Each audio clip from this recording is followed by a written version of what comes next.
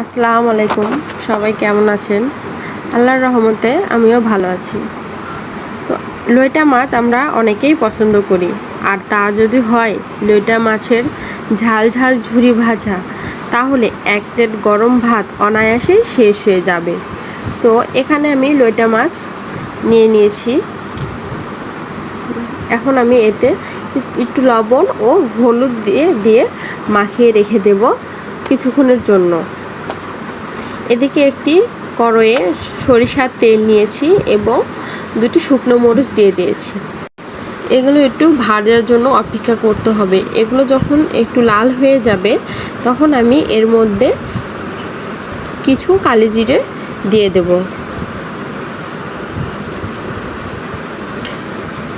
কালো জিরেটি কিছুক্ষণের জন্য ভেজে নেব। এখন আমি এর মধ্যে 1 কাপ কুচানো পেঁয়াজ দিয়ে দেব। পেঁয়াজগুলো মিহি করে কুচাতে হবে, তাহলে পেঁয়াজগুলো ভালোভাবে সিদ্ধ হয়ে যাবে। এবং এগুলো এখন লাল হওয়া পর্যন্ত কিছুক্ষণ আমি নাড়াচাড়া করে নেব।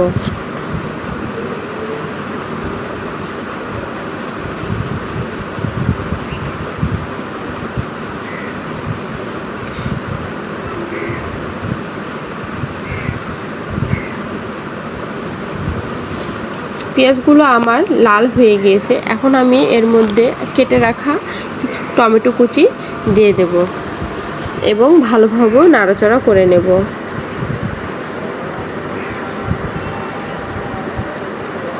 এখন এর মধ্যে 1 টেবিল চামচ আদা রসুনের পেস্ট দিয়ে দেব।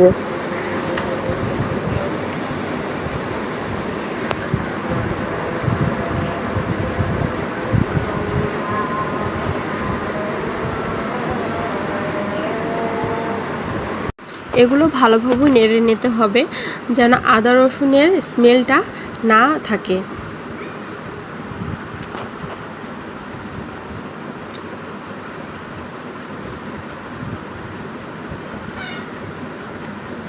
এখন আমি এর মধ্যে দিয়ে দেব 1 চা চামচ লাল মরিচের গুঁড়ো।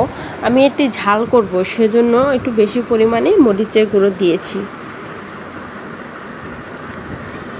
1/2 চা চামচ হলুদ গুঁড়ো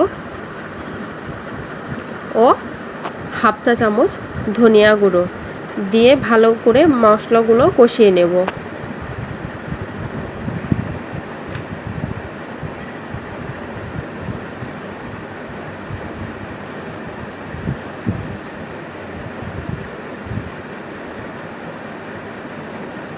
এখন একটু পানি দিয়ে মশলাগুলো আমি কষিয়ে নেব। ঢাকনা দিয়ে ঢেকে দেব কিছুক্ষণের জন্য।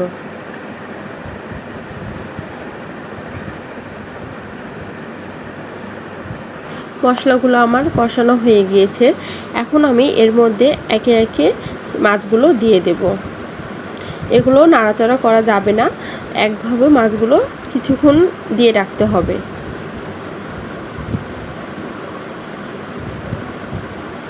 মাছগুলো আমার একটু আধা সিদ্ধ হয়ে গিয়েছে।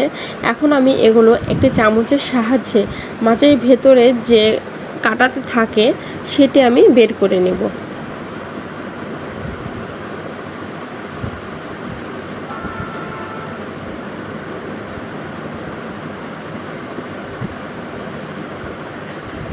এই কাঁটাটি বের করে নিলে মাছটি খেতে অনেক ভালো লাগবে। এমনকি ছোট বাচ্চারাও খেতে পারবে, কাটার জন্য সমস্যা হবে না।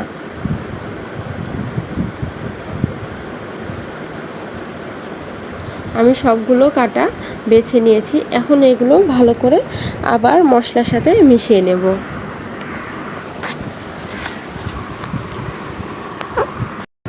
এখন আমি এগুলোর মধ্যে দিয়ে দেব কুচি করা ধনেপাতা ও কাঁচামরিচ কুচি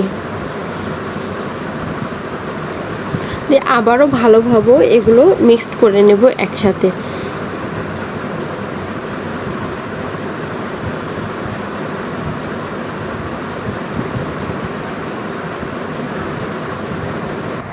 এখন আমি স্বাদ অনুযায়ী একটু লবণ দিয়ে দেব। আর এই সামুদ্রিক মাছে লবণের পরিমাণটা একটু কম দিতে হয়, কারণ মাছটি নোনা পানির মাছ, সেজন্য। আমার মাছ ভাজাগুলো প্রায় হয়ে গিয়েছে। এটি কিছুক্ষণ নাড়াচাড়া করে নিতে হবে। আমি শুকনো করে ভেজে নেব।